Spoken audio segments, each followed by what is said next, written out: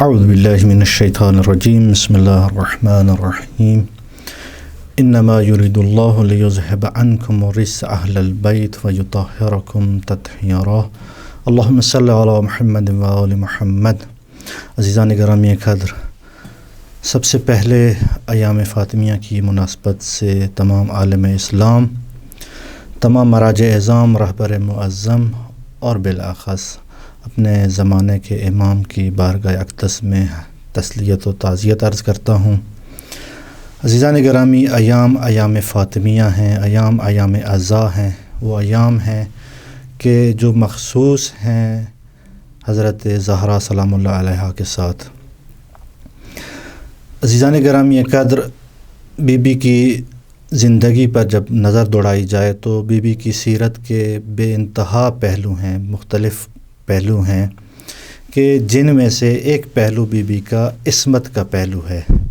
اور اس عصمت کو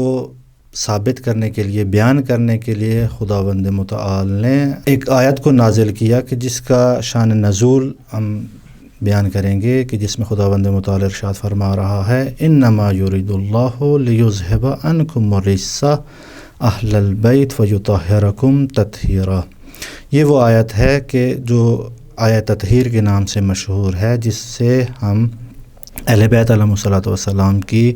عصمت اور طہارت کو ثابت کرتے ہیں۔ اور عزیزان گرامی، اس کا شان نزول کیا ہے؟ یعنی اس آیت میں کہ جس میں خداوند متعال اہل بیت کی طہارت اور عصمت کا ذکر فرما رہا ہے، تو اس کا شان نزول جو روایات میں بیان ہوا ہے، چاہے وہ روایات سنیوں کی روایات، اہل تسنن کی روایات ہوں یا اہل تشیع کی روایات ہوں، یہ اس حدیث کا جو مفہوم ہے اور اس اس روایت کا اس آیت کا جو شان نزول ہے وہ بہت ہی مشہور اور معروف ہے، کہ جس کو تمام اہل سنت اور اہل تشیع نے ذکر کیا ہے۔ جو ہمارے ہاں حدیث کساء کے نام سے مشہور ہے حدیث، اس حدیث میں اہل بیت علیہم الصلوۃ والسلام کا تعارف ہوا ہے اور ان کی عصمت کو بیان کیا گیا ہے، کہ یہ وہ حدیث ہے کہ جو اہل تسنن میں بھی معروف ہے اور اہل تشیع میں بھی۔ ہم اہل تشیع میں تو نہایت ہی معروف اور معتبر اور عظیم حدیث سمجھی جاتی ہے، کہ جس میں اہل بیت علیہم الصلوۃ والسلام کی طہارت اور عصمت کو بیان کیا گیا ہے۔ اسی طرح اہل تسنن نے بھی اس روایت کو بہت سارے مقامات پہ نقل کیا ہے، کہ جس میں سب سے پہلے جو ہیں وہ ثعلبی آتے ہیں۔ اب ثعلبی نے اپنی تفسیر میں حضرت ام سلمہ سے روایت نقل کی ہے، کہ جس میں اس آیت کا شان نزول بیان کرتی ہیں کہ رسول خدا اپنے گھر میں موجود تھے اور حضرت زہرا سلام اللہ علیہا آتی ہیں اور ان کے اوپر ایک چادر کو ڈالتی ہیں، اور اس طرح اس کے بعد امام علی، مولا حسن اور مولا حسین اس چادر کے اندر جاتے ہیں، اور پھر بی بی خود اس چادر کے اندر جاتی ہیں، اور وہ سارا واقعہ۔ تو اس کے بعد جبرائیل یہ آیت لے کر نازل ہوتا ہے۔ اور اسی طرح اسی ایک روایت کو، اسی موضوع کی روایت کو ثعلبی نے خود اپنی تفسیر میں جناب عائشہ سے نقل کیا ہے، کہ جناب عائشہ فرماتی ہیں کہ جب یہ واقعہ ہوا تو جناب ام سلمہ آپ صلی اللہ علیہ وسلم کے پاس کھڑی تھیں، اور جناب ام سلمہ نے ارشاد فرمایا کہ کیا میں بھی اس قصہ میں، میں بھی اس چادر کے اندر داخل ہو سکتی ہوں؟ کیا میں بھی اہل بیت میں سے ہوں؟ تو جناب رسول خدا صلی اللہ علیہ وآلہ وسلم نے ارشاد فرمایا کہ آپ خیر پہ ہیں، لیکن اس جم میں آپ حاضر نہیں ہو سکتی۔ یہ ایک خاص جم ہے، یہ ایک خاص اور اہل بیت علیہم الصلوۃ والسلام کا جم ہے۔ تو عزیزان گرامی،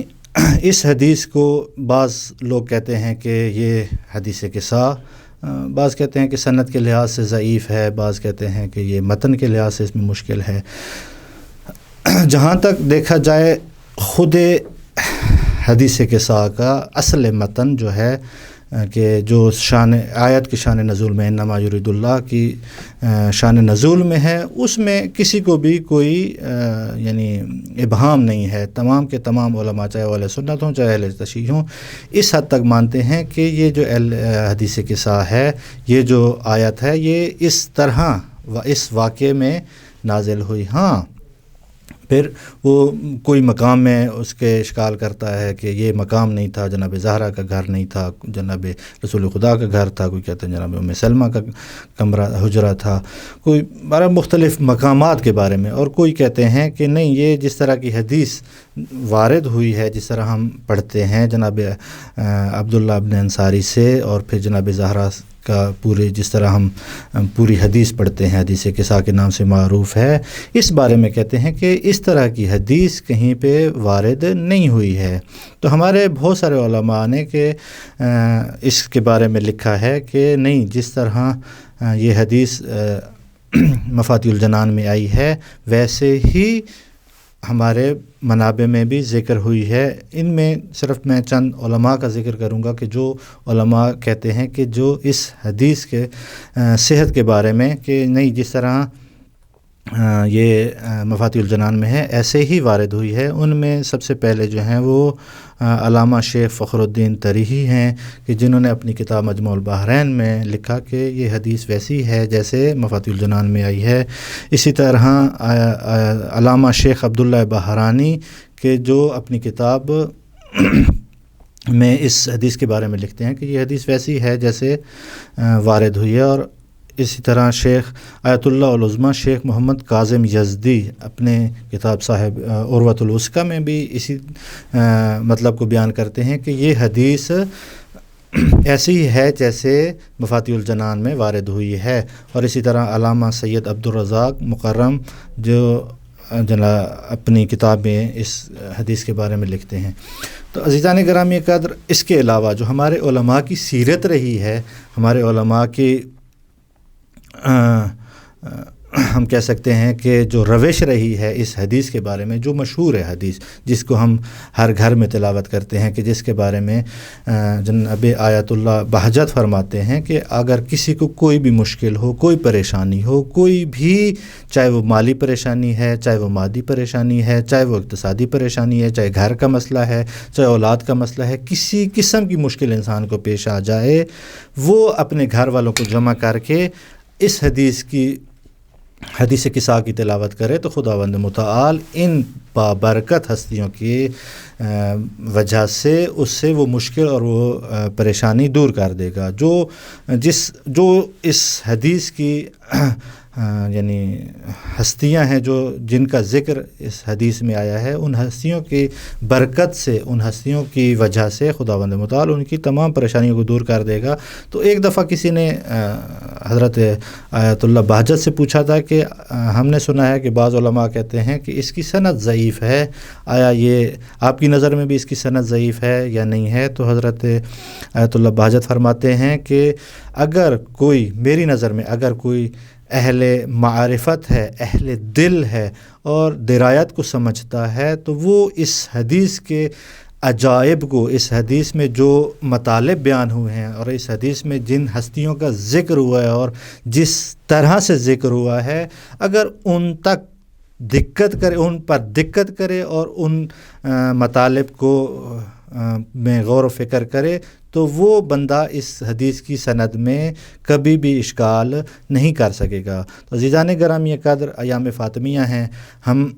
ہمیں چاہیے کہ اس بی بی سے توسل کریں اور اس بی بی کے گھرانے سے توسل کریں، اور خصوصاً جس کے بارے میں اتنی زیادہ تاکید ہے کہ تمام علماء کا اتفاق ہے، بزرگ علماء کا اتفاق ہے کہ یہ حدیث اگر کسی گھر میں تلاوت ہو، مسلسل تلاوت ہو تو اس گھر میں پریشانیوں اور مصیبتوں کا نزول نہیں ہوتا۔ تو اس دعا کے ساتھ کہ خداوند متعال ہمیں محمد و آل محمد کی معرفت عطا فرمائے اور ان کے راہ پہ چلنے کی توفیق عطا فرمائے۔ اسی کے ساتھ وآخر دعوانا ان الحمد للہ رب العالمین۔